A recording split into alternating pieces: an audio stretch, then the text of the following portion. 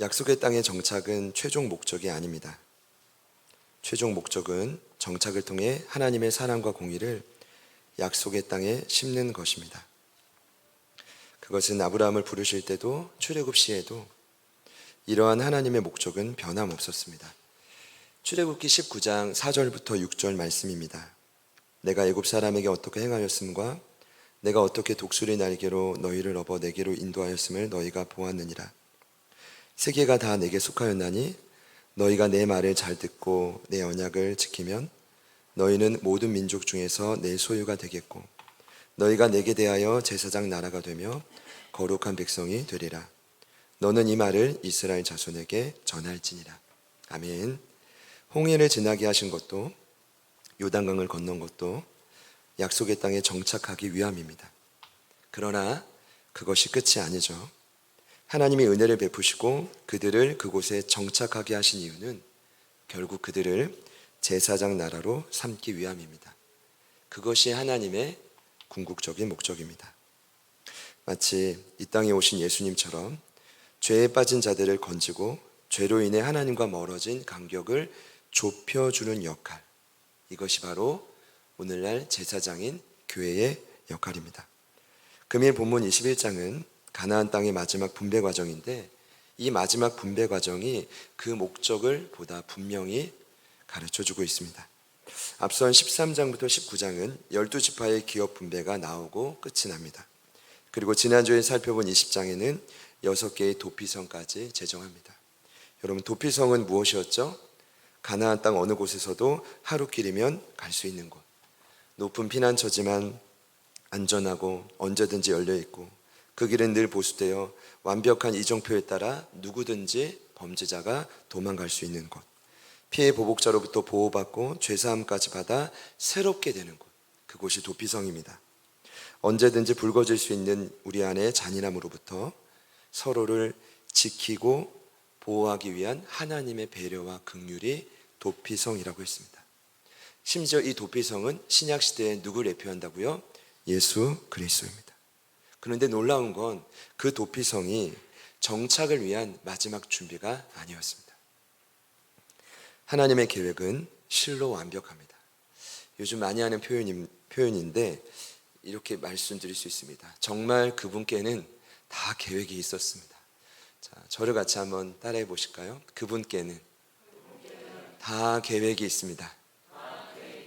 네, 우리 옆에 지체들이 있다면 우리 서로 한번 이렇게 인사합시다. 하나님께는 다 계획이 있었습니다. 다 계획이 있었습니다. 12지파의 분배, 도피성의 계획 놀라웠지만 그에 상응하는 마지막 준비는 더욱 놀랍습니다. 오늘 이어진 마지막 준비는 레위인들을 위한 땅의 분배입니다. 그 분배 안에 하나님이 마지막으로 준비하신 놀라운 계획이 있습니다. 제가 오늘 여러분과 그것을 나누는 것이 말씀의 핵심입니다. 우선 1절 말씀을 보니 레위인들의 지도자들 말 속에, 그 요청 속에 무언가 간절함이 엿보였습니다. 1절입니다. 그때에 레위 사람이 족장들이 제사장 엘르아살과 눈의 아들 여호수아와 이스라엘 자손의 지파 족장들에게 나와, 이렇게 기록되어 있죠. 거기 1절을 보면 그때에 라고 기록되어 있습니다. 이 말은 바로 20장에 이어서, 바로 19장에 이어서 이런 말입니다. 그러니 앞선 일에 곧바로 이어서라는 뜻입니다. 왜 그랬을까요? 그만큼 레위인들의 지도자들이 무언가 간절했다는 겁니다. 다급했다는 겁니다. 마음이 조급해서가 아니라 아마도 제게 주신 마음은 그 속히 우리 박인덕 선생님 나눔해 주셨지만 나에게 부여된 그 자리로 빨리 가서 그 자리에서 싸우고 싶은 겁니다. 그 자리에서 사명을 감당하고 싶습니다. 그 자리에 뿌리를 내리고 싶은 마음이 간절했던 거죠. 그래서 레위인들의 지도자들은 오늘 제사장과 여호수아와 지파 족장들이 있는 자리에서 무언가를 요구합니다. 무엇을 요구하죠? 민수기 35장 1절부터 8절을 보면 이미 모세를 통해 약속하신 그 명령을 따라 레위인들이 본인들이 살 성읍과 가축을 기를 목초지를 요구합니다. 그러니까 어느 정도의 많지는 않아도 가축들이 있었겠죠. 그 가축들을 기를 목초지와 성읍을 요구한 겁니다. 2절입니다. 가나안 땅 실로에서 그들에게 말하여 이르되 여호와께서 모세에게 명령하사 우리가 거주할 성읍들과 우리 가축을 위해 그 목초지들을 우리에게 주라 하셨다이다 하매. 자, 그리고 3절을 보니까 여호와의 뜻에 따라 성읍들과 성읍에 딸린 목초지를 레위인들에게 줍니다. 자, 이 시간 우선 제가 여러분과 먼저 나누고 싶은 것은 레위인들을 향한 분배와 정착 방식이 기존 12지파와는 전혀 달랐다는 것입니다. 자, 보시죠. 우선은 일정한 기업을 영토를 분배받지 못합니다. 대신 이미 땅을 분배받은 이스라엘 각 지파로부터 몇 개의 성읍과 성읍 주변의 목초지를 받았을 뿐입니다. 그래서 앞선 20장에 나온 6개의 도피성을 포함한 48개의 성읍이 전부였습니다. 48개면 많은데라고 할 수 있지만 설명을 들어보시면 이게 많은 게 아닙니다. 왜냐하면 다 뿔뿔이 흩어져서 받았거든요. 자, 오늘 4절부터 7절을 보니까요, 이렇게 상세히 언급되어 있습니다. 먼저 이것을 제대로 이해하기 위해 레위인의 계보를, 족보를 좀 알아야 되는데, 레위의 후손이 크게 세 자손이 있죠. 그하 자손, 게르손 자손, 무라리 자손입니다. 근데 오늘 분배 이야기가 그하 자손부터 나오는데 아마도 그하 자손의 자손들 중에 유명한 사람이 있기 때문입니다. 그하의 자손 중에 아므람이 있고, 아므람의 세 자녀가 누굴까요? 미리암, 아론, 모세입니다. 자, 오늘 4절부터 5절을 보시면 먼저 레위의 자손 중 그하 자손에게 땅 분배가 나오는데 이렇게 나눠줍니다. 유다와 시므온과 베냐민 지파에서 13성읍을 떼주고, 또한 에브라임과 단과 므낫세 반지파에서 10성읍을 떼줍니다. 그래서 그하 자손은 10 플러스 13이니까요 총 23성읍을 받습니다. 그리고 6절에 보면 게르손 자손이 나오는데, 이 게르손 자손은 이사갈과 아셀과 납달리, 므낫세 반지파로부터 13성읍을 받죠. 그리고 7절에 보면 무라리 자손은 르우벤, 갓, 스불론 지파에서 12성읍을 받습니다. 자, 그러면 23 플러스 13 플러스 12, 12, 총 48개의 성읍입니다. 여기에 지난주 살펴본 6개의 도피성을 포함하여 48개를 레위 자손에게 줬습니다. 자, 오늘 읽지 않았지만 21장의 결론인 41절과 42절을 보면 이렇게 나옵니다. 레위 사람들이 이스라엘 자손의 기업 중에서 받은 성읍은 모두 48성읍이요. 또 그 목초지들이라 이 각 성읍의 주위에 목초지가 있었고 모든 성읍이 다 그러하였더라. 자, 보시면 독자적인 기업을 분배받은 것은 아닙니다. 아쉽게도 이미 분배받은 지파들의 땅의 일부에 들어간 것입니다. 심지어 이런 요구까지 나갑니다. 너희들은 스스로 그 땅을 일구어 수입을 낼 수 없다라고 말하죠. 그 말이 어디에 나오냐면 레위기 27장과 민수기 18장에 이렇게 나옵니다. 이 레위인들의 생계는 그들이 속한 각 지파가 드린 곡물과 가축 등의 11조로 유지합니다. 그리고 레위인들은 그 11조를 받아요. 뭐 가축이든 뭐 곡물이든 돈이든 10분의 1을 받게 되면 그들도 역시 11조의 11조를 구별된 제사장들에게 드려서 또 그 제사장들의 생계를 유지하는 훈련을 해야 됩니다. 그러니까 철저하게 레위인은 한마디로 이 땅에 기업이 없습니다. 대신 하나님만을 기업 삼아 살게 했습니다. 신명기 18장 1절과 2절입니다. 레위 사람 제사장과 레위의 온 지파는 이스라엘 중에 분깃도 없고 기업도 없을지니 그들은 여호와의 화제물과 그 기업을 먹을 것이라. 그들이 그들의 형제 중에서 기업을 가지지 않을 것은 여호와께서 그들의 기업이 되심이니 그들에게 말씀하심 같으니라. 아멘. 여러분, 사실 구약 성경이 굉장히 강조하는 신앙의 원리가 있죠. 첫 것은 하나님의 것이다라는 겁니다. 그러니까 제가 태어났을 때부터는 몰라도 어릴 적부터 눈치껏 부담이 있었습니다. 아버님이 목회자이기 때문에 야, 나도 그 길을 가야 되는 거 아니야? 근데 다행히도 제 어린 기억에 저희 형님이 중학교 때 필리핀 단기 선교를 갔다 왔는데 선교사로 헌신했다는 거예요. 제가 속으로 할렐루야 외쳤습니다. 왜냐하면 이미 첫 것이 목회자의 길로 들어갔기 때문입니다. 나는 둘째 것이니 괜찮다라는 자유함이었죠. 근데 어찌됐건 이렇게 왔지만 하나님의 길은 모르는 거예요. 중요한 건 그럼 레위가 첫 것이냐? 첫 것이 되었습니다. 실제로 보면 야곱의 12아들이 있었죠. 근데 첫째는 레위가 아니라 루벤이었습니다. 그럼 둘째는 레위가 아니라 시몬이었습니다. 레위는 셋째였습니다. 근데 어떻게 그가 장자의 권한을 갖게 됐을까요? 루벤이 어느 날 하지 말아야 될 일이었죠. 아버지의 첩이었던 비라와 동침하고 근친상간의 죄로 장자권이 박탈됩니다. 그리고 시므온도 좀 큰 일로 장자권이 또 박탈되죠. 그럼 누구에게 갔죠? 레위에게 갔습니다. 셋째 레위가 장자 역할을 감당하고 그는 처음부터 아마 부담이 있었을 겁니다. 철저히 하나님의 것임을 강조하며 들었던 것입니다. 그래서 오늘 말씀을 보면 레위 지파라고 하지 않고 뭐라고 되어 있죠? 레위인이라고 되어 있어요. 아예 12지파에서도 빠진 겁니다. 그럼 어떻게 12지파가 됐죠? 11번째 아들인 요셉의 두 아들인 에브라임과 므낫세가 두 지파가 되므로 야곱의 12지파가 구성되어진 것입니다. 제가 나누고 싶은 건 첫 것은 하나님의 것인데 중요한 건 결국 하나님은 그들을 함께 모여 살 수 없게 했습니다. 전국으로 흩어졌습니다. 엄밀히 말하면 하나님께서 의도적으로 흩으신 것입니다. 자, 여러분, 하나님이 왜 흩으셨을까요? 흩으신 곳에서 각 지파에게 율법을 가르치고 사랑과 공의를 실행하기 위함입니다. 여러분, 이를 위해 필요한 게 뭘까요? 그 땅에서 흩어진 곳에서 무너진 예배를 세우는 것입니다. 그 예배를 세우는 것이 그들의 핵심 직책입니다. 그래서 레위인들은 일명 구별된 종교 전문가로 불렸습니다. 저도 그런 전문가로 불리고 싶습니다. 여러분, 근데 제가 제 마음에 부족한 게 너무 많아서 기도 많이 부탁드립니다. 결국 그들을 보면 좀 답답했을 것 같아요. 너희들은 다른 것을 위해 살지 못한다. 오직 예배를 섬겨라. 그 오직 예배를 섬김으로 각 지파의 본이 되는 삶이 너희들의 주된 임무다. 이렇게 하나님이 말씀한 것입니다. 신명기 18장 6절부터 7절입니다. 이스라엘 온 땅 어떤 성읍에든지 거주하는 레위인이 간절한 소원이 있어 그가 사는 곳을 떠날지라도 여호와께서 택하신 곳에 이르면 여호와 앞에 선 그의 모든 형제 레위인과 같이 그의 하나님 여호와의 이름으로 섬길 수 있다.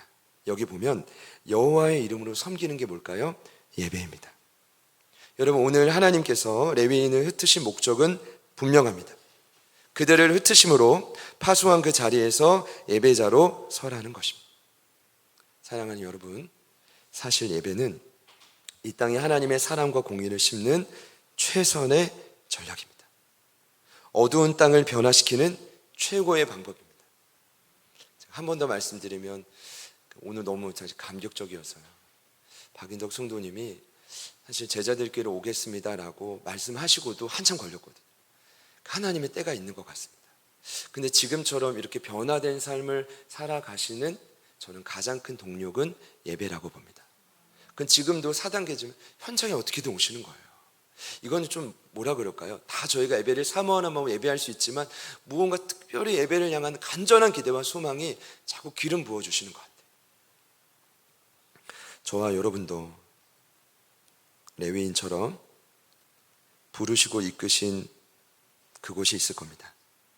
여러분, 그곳에서 삶을 통해 하나님이 가장 기뻐하시는 예배자로 세워지시기를 소망합니다. 그러니까 잘 보세요. 예배자가 그 자리에서 세워지면 반드시 그 예배자를 통해 가정은 변화됩니다. 그때부터 이게 교육이 되는 거예요. 영적인 교육이. 자, 그때부터 가정이 바뀔 뿐 아니라 지역과 일터가 거룩하게 바뀌어가는 거죠. 그것이 바로 오늘 출애굽기 19장에 나와 있는 하나님의 궁극적인 제사장 나라의 사명입니다. 여러분, 이해를 돕기 위해 지난주 금요일 날 묵상 본문인 사사기 말씀을 보면 2장 1절부터 10절까지였죠. 하나님이 정착한 이스라엘 백성들에게 궁극적으로 원하시는 것은 예배입니다.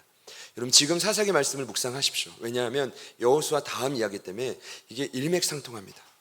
그런데 그때 하나님이 정착한 이스라엘 백성들에게 다른 거 요구하지 않았습니다. 제사장들을 통해 끊임없이 요구한 건 예배입니다. 그런데 그 말씀을 자세히 보니까 온전한 예배의 조건이 나오더라고요. 여러분, 그 조건이 뭘까요? 조건은 기존의 세상에서 내가 예배했던 대상을 헐어버려야 됩니다. 그거 헐지 않고 내가 예배했던 제단도 있고 하나님도 예배하는 건 정말 잠시뿐입니다. 진정한 예배의 대상은 한 분뿐입니다. 하나님이시죠. 여러분, 믿으십니까? 사사기 2장 1절과 2절 말씀이죠. 여호와의 사자가 거기에 보면 여호와의 사자란 천사가 아닙니다. 이 땅에 다급한 마음으로 현현하신 하나님인 예수 그리스도입니다. 그 여호와의 사자가 길갈에서부터 복임으로 올라와 말하되 내가 너희를 애굽에서 올라오게 하여 내가 너희의 조상들에게 맹세한 땅으로 들어가게 하였고 또 내가 이르기를 내가 너희와 함께한 언약을 영원히 어기지 아니하리니 너희는 이 땅의 주민과 언약을 맺지 말며 그들의 제단들을 헐라하였거늘 너희가 내 목소리를 듣지 아니하였느냐 어찌하여 그리하였느냐. 원문을 보면 듣지 아니하였느냐 어찌하여 그리하였느냐가 먼저 나와요. 그만큼 이 땅에 현현하신 예수님의 마음이 너무 다급한 거죠. 나는 언약을 영원히 어기지 않고 끝까지 너희를 책임질 건데 왜 너희들은 자꾸만 언약을 어기고 제단들을 헐지 않느냐는 겁니다. 말씀하고 싶은 거죠. 이제는 세상에 파송된 그 자리에 제단을 헐고 예배를 세우라는 겁니다. 왜 너희들은 여호수아가 살았던 그때처럼 길갈과 실로에서, 왜냐하면 길갈과 실로는 전쟁터 한복판 아니었습니까? 그때는 다급한 마음으로 나에게 예배하더니 왜 그때처럼 나에게 전심으로 나오지 못하느냐고 책망하는 것입니다. 다시 말씀드립니다. 예배는 죄로 물든 나와 이 땅을 회복시키는 최선의 전략입니다. 지난 목요일 오후에 정말 뜨거운 감동이 아직 가시지 않는데 우리 마지막 새가족반 전에 1시 반에 이곳 목양실에서 우리 박한순 집사님의 어머님이신 박금우님께 복음 제시하기로 약속이 되어 있었습니다. 그래서 전날 밤에 연락이 오셨습니다. 어머님이 많이 연로하신, 올해 76세신데 우울증이 많이 심해지셔서 목사님이 기도와 함께 복음 제시를 해주시면 좋겠다. 제가 너무 감사했어요. 왜냐하면 어머님과 아버님의 성함 박근수님과 박금우님을 기도 수첩에 적은 지 4년이 넘었거든요. 이제야 때가 왔다. 그래서 이제 기쁜 마음으로 광동 500 비타, 광동 5000 비타 500인가요? 그러니까 비타 500의 그 다음 버전이 있습니다. 꿀맛이 들어. 그걸 이제 3개 또 준비해 놓고 기다렸는데 또 전화가 오신 거예요. 어머님이 그 몰골로 목사님 보기 어려워하신다고, 혹시 집에 와주실 수 있냐고. 그래서 제가 얼마든지 가겠다고 바라던 바라고. 그래서 그날 마침 또 에어컨이 갑자기 고장 났는데 제 생각엔 영적인 공격이었던 것 같아요. 그날 오후에 기아 오토큐 갔더니 또 제대로 작동되는 거예요. 땀을 뻘뻘 흘리면서 그 집에 갔더니 이제 가족들이 다 있었어요. 그곳에서 예배하기 시작했습니다. 감사한 일이 몇 가지 있는데 첫 번째는 박금우님 어머님께서 복음을 들으시고 예수님을 영접하셨다는 것입니다. 제자들께 한 가족이 더 늘어났죠.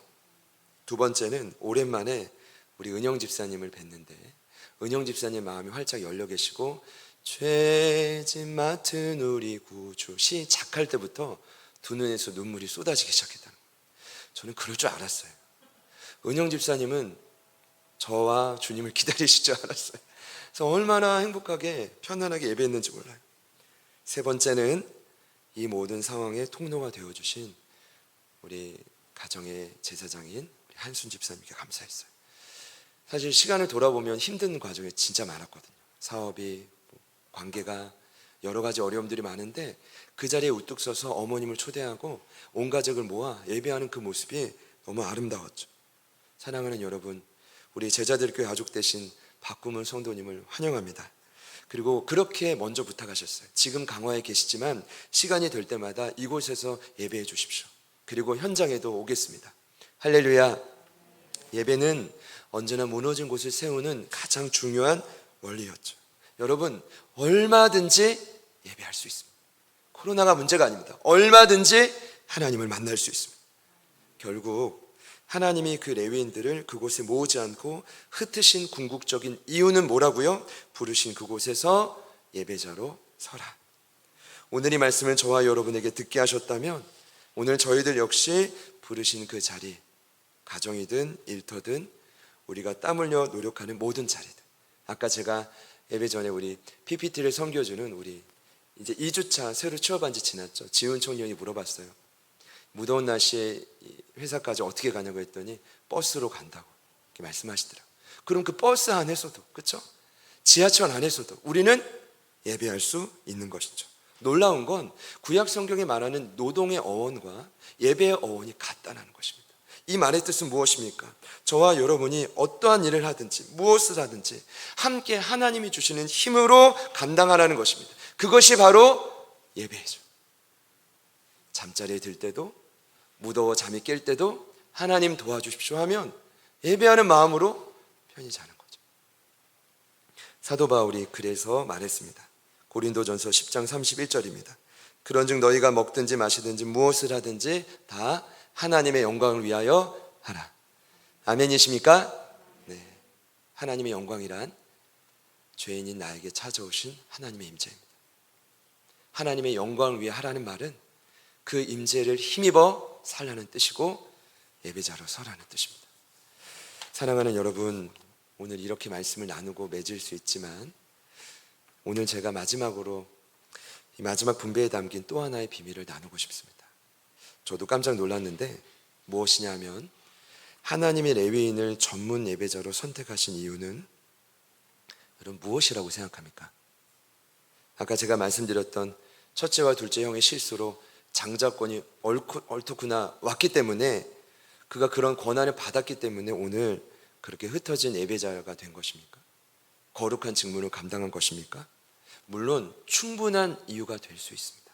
그런데 성경 66권 전체의 숲에서 오늘 여호수아 21장을 바라볼 때 제가 생각할 때는 그건 주된 이유가 아닙니다. 특별히 지난 장과 이어서 보자면 그것 때문에 그들을 거룩한 직무를 맡긴 것이 아닙니다.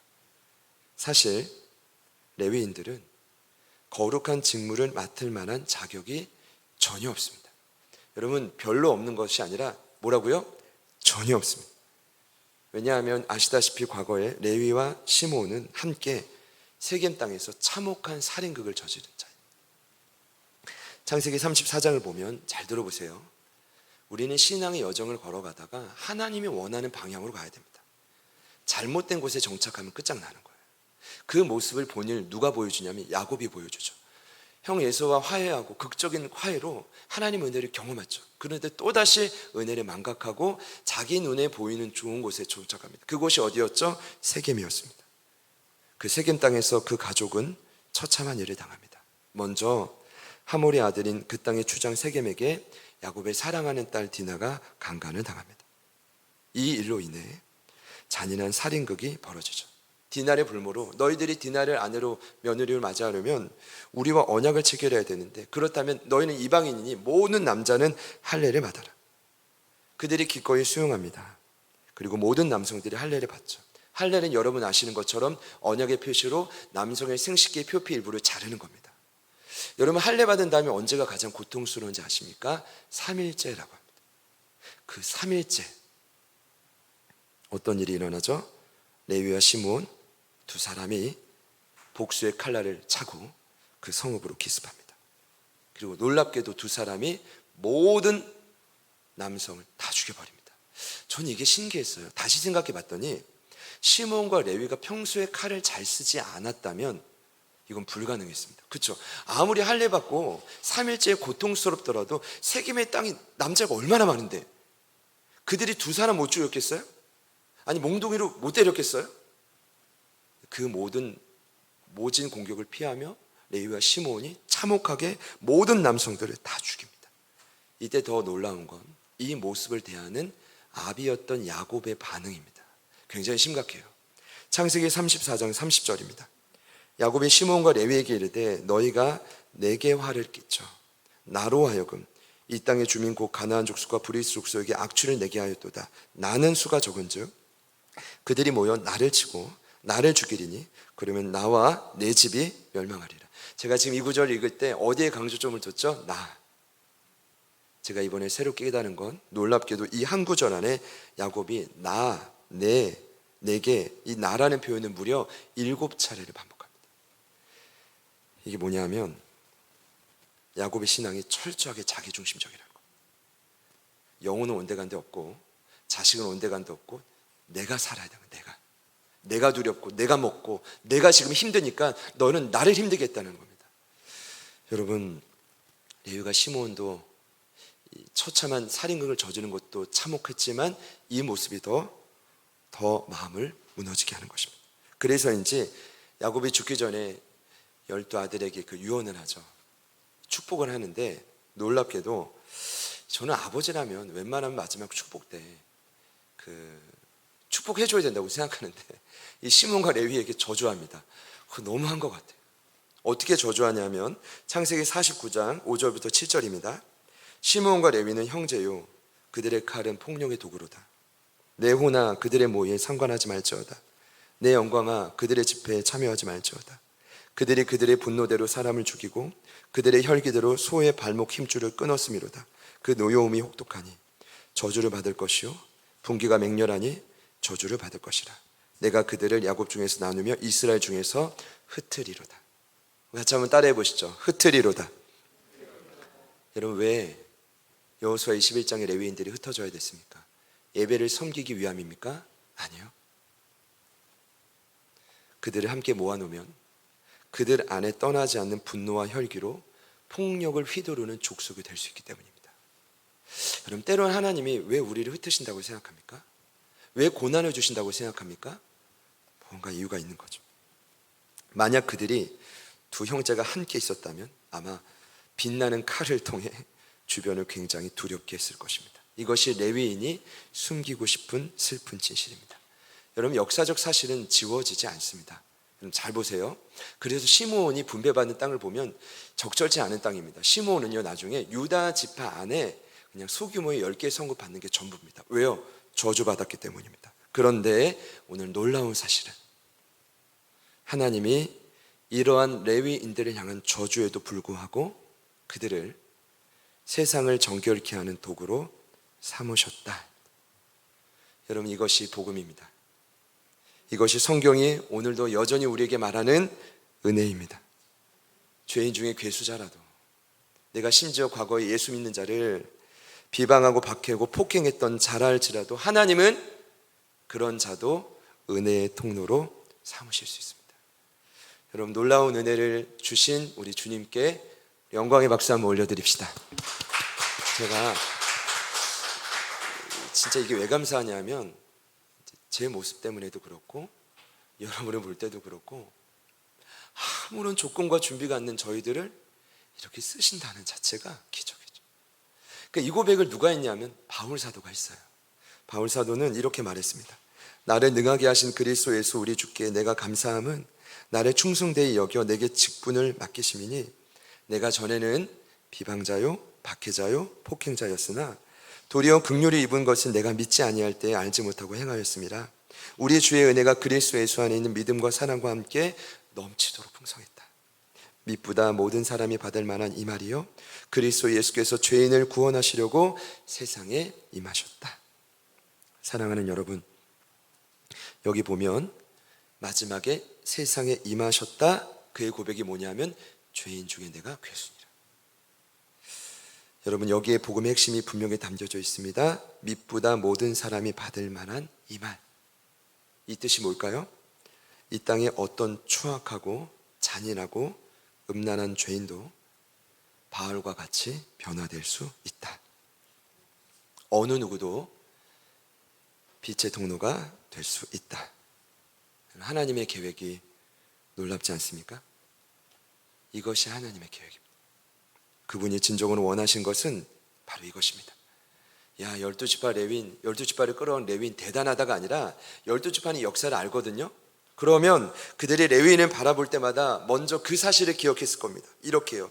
아니, 그들이 회막에서 하나님을 섬긴다면, 그들도 하나님 앞에 쓰임 받을 수 있다면 우리도 어떤 상황에서도 하나님께 나아갈 수 있다. 우리도 언제든지 마음 먹으면 하나님의 사람이 될 수 있다. 마지막 등장한 이 분배에 이런 비밀이 있습니다. 레위인의 분배에는 두 가지 의미가 모두 포함되어 있죠. 첫째는 인간의 처절한 절망과 한계입니다. 하나님이 여러분을 흩으신 그곳에서 오늘도 그 처절한 한계, 유한함을 맛보게 하실 겁니다. 그러나 그와 함께 한편 그 모든 유한함을 덮는 하나님의 끝없는 은혜가 이 레위인의 분배 안에 담긴 비밀입니다.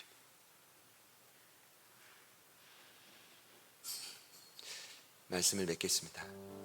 제가 마지막으로 나누고 싶은 결론은 성령님이 주신 감동은 그렇습니다. 결국 하나님의 궁극적인 계획은 레위인을 통해 나의 연약함을 깨닫고 끝나는 게 아니라 영원한 제사장이신 예수를 바라보게 하는 것입니다. 오늘도 어김없이 지난주도 도피성을 통해 주님을 떠오르게 했다면 결국 레위인을 통해 예수님께 나아가는 길을 여시는 거예요. 자, 이 말은 제 말이 아니라 히브리서의 기자가 결론을 내렸어요. 히브리서 7장 23절 이하의 구절입니다. 제사장 된 그들의 수요가 많은 것은 죽음으로 말미암아 항상 잊지 못함이로되 예수는 영원히 계심으로 그 제사장 직분도 갈리지 아니하느니라. 그러므로 자기를 힘입어 하나님께 나아가는 자들을 온전히 구원하실 수 있으니 이는 그가 항상 살아계셔서 그들을 위하여 간구하심이라. 잘 들어보십시오. 히브리서 기자가 분명히 못 박습니다. 레위인의 제사장들은 수요가 많지만, 인구가 많았지만 육체의 한계로 죽음을 당한다. 항상 우리와 함께 있지 못한다. 그러나 예수는 영원히 계심으로 그 직분을 영원히 감당한다. 그리고 그 예수를 통해 하나님께 나아가는 자들을 온전히 구원하신다. 그리고 항상 구원하실 뿐 아니라 고통받는 그들을 위해 하나님은 항상 예수를 통해 그들을 위해 기도하고 있다. 히브리서를 통해 고난받는 초대교회 성도들을 위로한 기자의 고백입니다.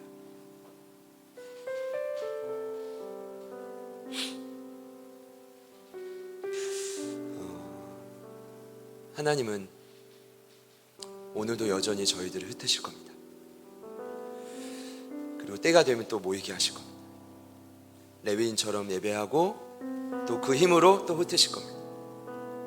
또 모이게 하실 겁니다. 또 흩으실 겁니다. 근데 계산해 보니까 흩어져서 살아가는 시간이 훨씬 많아요. 중요한 건 그 흩어진 자리에서 하나님을 예배하는 것입니다. 출애굽기 19장과 레위기 여호수아 21장의 약속이 신약 성경의 사도행전 1장 8절로 넘어갑니다. 오직 성령이 너에게 임하면 너희가 권능을 받아서 예루살렘과 온 유대와에만 머무르는 것이 아니라 사마리아와 땅끝까지 이르러 내 증인이 된다고 했습니다. 흩어지지 않으니까 하나님은 어떻게 하셨죠? 스데반 집사님을 죽이고 돌에 맞아 순교하게 하고 핍박을 주고 어떻게 하시죠? 유대 땅을 넘어 사마리아와 땅끝까지 이방인에게 복음을 전하도록 그들을 흩으십니다. 저는 오늘 이 말씀이 참 이 시기에 꼭 맞는 말씀이라고 믿습니다. 이 8월 둘째 주에 저희들에게 주시는 생명의 말씀이라고 믿습니다. 흩어지지만 그곳에서 예배하시면 됩니다. 보세요. 저희가 흩어지지 않으면 하나님은 흩으십니다. 어디로요? 저희가 반드시 있어야 할 그 자리로 하나님이 보내신다는 뜻입니다. 사랑하는 여러분, 이번 한 주도 그 자리에서 주님을 바라보십시오. 그 자리에 분명히 낯설고 한계에 부딪힐 때마다 내 어려움을 마주할 겁니다. 그럼 그때 오늘 말씀을 떠올리십시오. 나는 연약하고 무너지지만 영원한 제사장이신 예수님을 붙듭니다. 그 은혜를 힘입는 것이 예배입니다. 여러분의 삶에 놀라운 승리가 일어나게 될 줄 믿습니다. 어떤 문제가 있는지는 알 수 없지만 부르신 그 자리, 흩어진 그 자리에서 예배하며 승리하십시오. 우리 마지막으로 같이 사랑 인사하겠습니다. 이렇게 인사합시다. 그곳에서 예배합시다. 이렇게 또 인사해 볼까요? 언제든지 가능합니다. 제게 주신 계명이 그래요. 레위인도 이렇게 쓰임 받았다며, 그 참혹한 살인자, 그 족속도 이렇게 쓰임 받았다면 우리들도 언제든지 예배하고 예배자로 제사장 나라로 쓰임 받을 수 있습니다. 우리 온라인으로 예배하시는 분들께 이렇게 한번 축복합시다. 흩으신 곳에서 예배합시다. 한 번 더요. 함께 예배합시다. 감사합니다. 같이 찬양하겠습니다.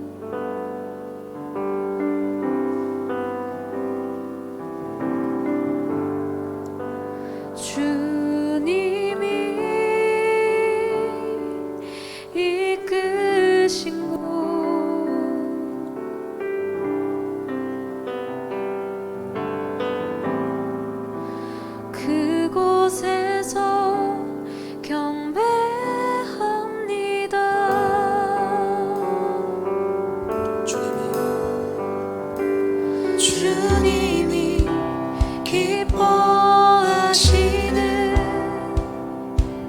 거룩한 삶의 예배, 온전한 예배 드리기 원하네.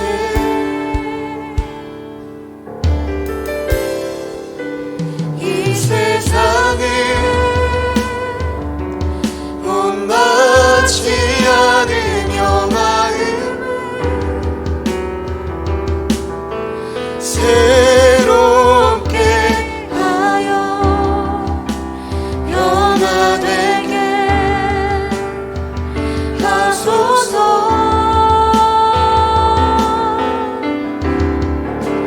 하나님을 선하시고 기뻐하시는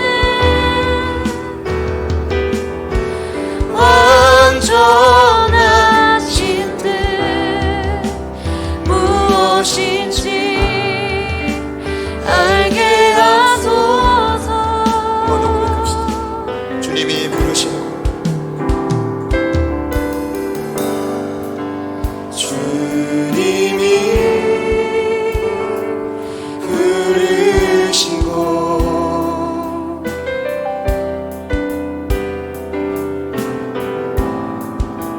그곳에서 예배합니다.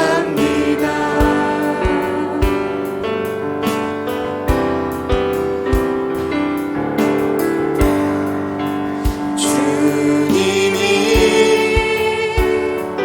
이끄신 곳,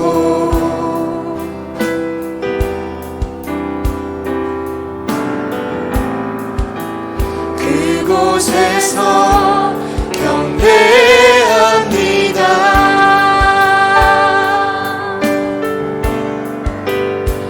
주님이 기뻐하시는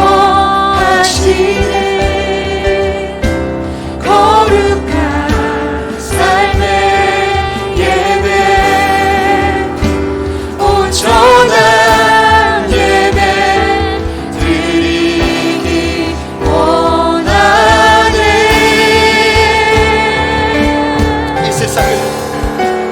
이 세상을 본받지 않으며 마음을 새롭게 하여 변화되게 하소서.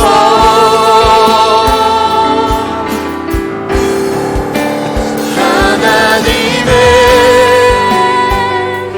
선하시고 기뻐하시는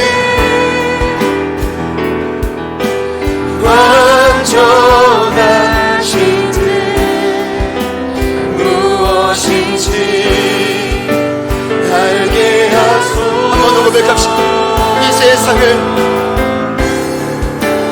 이 세상을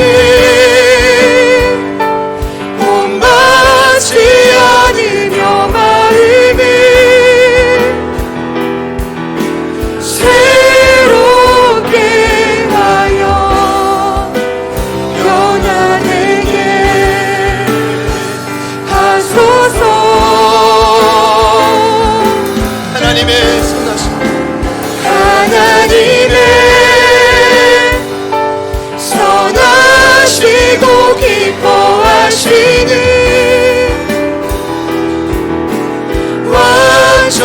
완전하신 뜻 무엇인지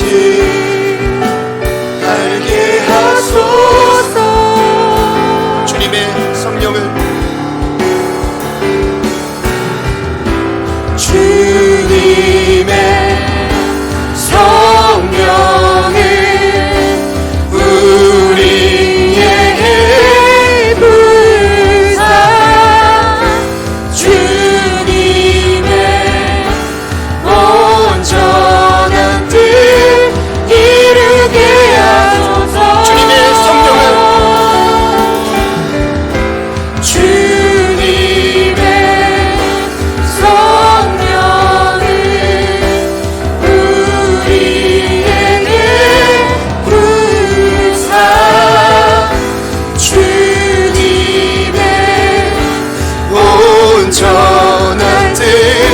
우리 한번 녹음하실 때 우리를 드신 그곳을 향해 선포합시다. 주님의 성령을, 주님의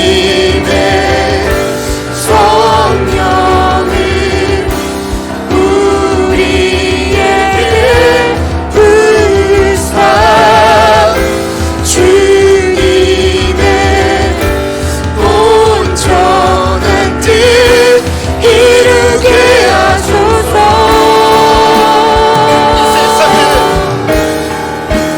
이 세상을 본받지 않으며 마음을 새롭게 하여 변화되게 하소서.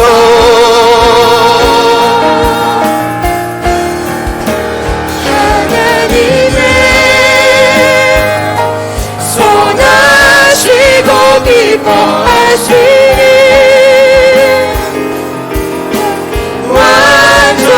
완전하신 뜻 무엇인지 우리 한 번 더 우리 주님을 찬양하며 선포합시다. 이 세상을 본받지 않으며 마음을 새롭게 하여 변화되게 하소서.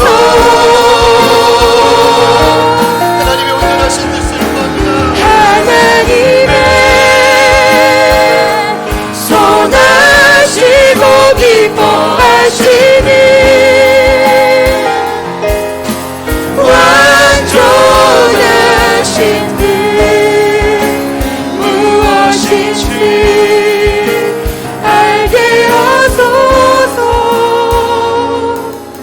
우리 가장 무너뜨리는 것은 우리 안에 있는 죄였습니다. 우리 안에 있는 깊은 우상이었습니다. 아직 헐지 못하고 부시지 못한 수많은 재단이었습니다.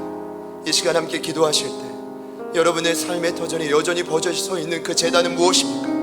이 시간 간구하며 기도할 때 거룩하실 성령님이여 우리의 마음을 충만하게 임재하여 주시옵소서. 충만하게 임재하여 주시옵소서. 우리가 뚫지 못하고 무너뜨리지 못한 그 모든 재단을 헐게 하여 주십시오. 그리하여 우리에게 주신 이 복음의 능력이 온 유대와 사마리아 땅 끝까지 이르러 모든 곳에 흩어져 생명력으로 흘러가게 하여 주시옵소서. 하나님이 한 주간 우리를 뜨신 그 모든 자리에서 날마다 이 역사가 일어날 줄 믿습니다. 우리 기대하는 마음으로 우리 다같이 주님 이름으로 쉬고 우리 간절히 한번 기도합니다. 주여, 주님 도와주십시오. 주님 역사하여 주십시오. 하나님의 시간 우리 맘에 가득합니다. 하나님의 미안한 그 모든 철성마다 거룩하신 성령님 길을 부어주십시오. 우리의 눈은 불가능합니다. 하나님 우리의 능력으로는 불가능하드립니다. 하나님 그곳에서 우리의 힘과 능력으로 하나님 그 재단을 할 수 없습니다. 주님 도와주십시오. 주님 역사하여 주십시오. 하나님 예배하는 곳곳마다 하나님 저소마다 하나님의 선하시고 일하여 주십시오. 한 영혼을 통해 하나님의 역사가 일어나게 하심을 믿습니다. 가정 하나님의 터입니까? 학원의 자리입니까? 하나님 주어가 준비하는 역사에 우리가 너무나 무너졌던 그 모든 자리에서 두려워 떨어져 무너졌던 그 자리에서 성령님 역사하여 주십시오. 하나님 들어주십시오. 본받지 않으며 마음을 하나님 감사합니다. 새롭게 하여 변화되게 하나님 모든 것 하소서. 하나님 멈춰지게 하소서. 하나님 그 자리에서 승리하게 하소서. 하나님의 예배하게 하소서. 하나님 주시는 능력으로 임하게 하소서. 주님 감사, 주님 감사. 성령님 도와주십시오. 하나님 예배자로 세우시고 하나님 어떠한 순간에서도 그 힘과 능력으로 일어나게 하소서. 주님 도우소서. 주님 감사합니다. 알게 하소서. 거룩하신 성령님 기름 부어서 모든 시간 본받지 않으며 마음을 하나님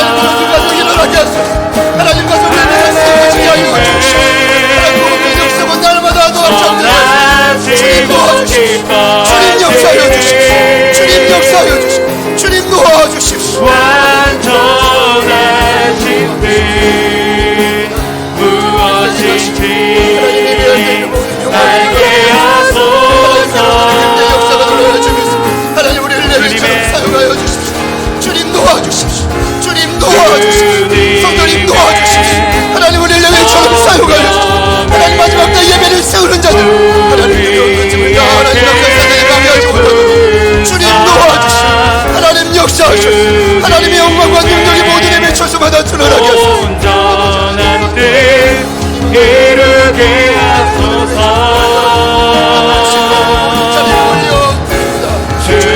주님의 성령을 우리에게 부어사 주님의 온전한 뜻 이루게 하소서.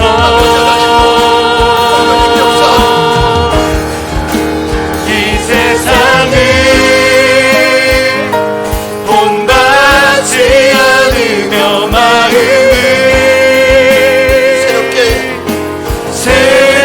새롭게 하여 변화되게 하소서.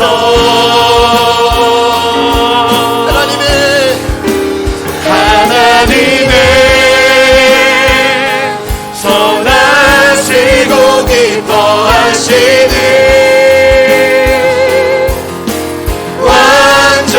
완전하신 뜻 무엇인지 알게 하소서.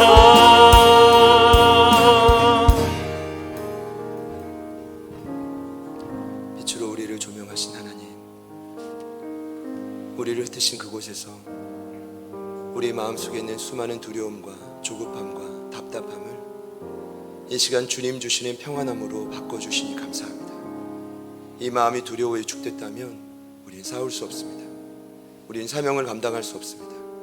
그 재단을 헐기 이전에 사랑하는 예배자들의 그 심령 가운데 하나님의 평안이, 예수님의 절대적이고 끝없는 은혜가 가득 차게 하여 주옵소서. 아멘. 우리의 마음을 뒤흔들고 붙드는 모든 어둠의 권세는 나사렛 예수의 이름의 능력으로 명할 때 모두 다 묶임받고 떠나갈지어다.